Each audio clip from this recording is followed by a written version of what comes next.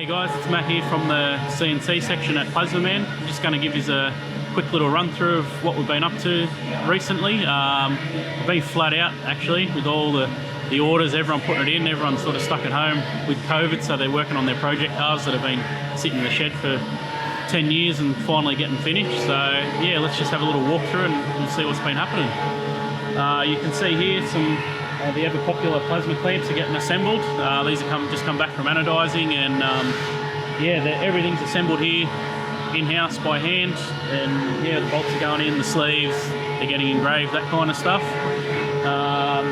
First CNC machine here, just running some LS7 intake bodies, and next on the machine will be lids. These are very popular, I almost can't keep them on the shelf. We're doing another big batch here, and half of these are already sort of sold, so we'll have to get more billet in, which is a whole nother issue.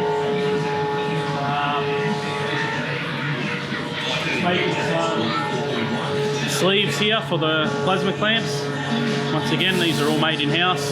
They'll all be deburred and tidy up and then go off for anodizing. They're all measured before they're all sent off, and they're all finished, all hand finished nicely.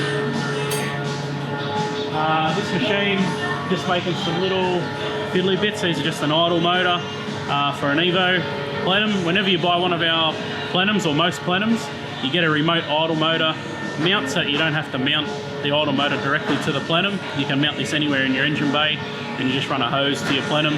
Heaps easier and saves us room on the plenums as well, having an idle motor, not having it being attached to it. This machine here, we're running some runners. These are for LS7 as well, so they're in the middle of a program there. We've got some that are already finished. We've got some billets down here, which are going to be the next ones on the machines. In this machine, making some RB25 intakes. We've got some finished ones down there. The billets there ready to go on. So yeah, it's all happening really.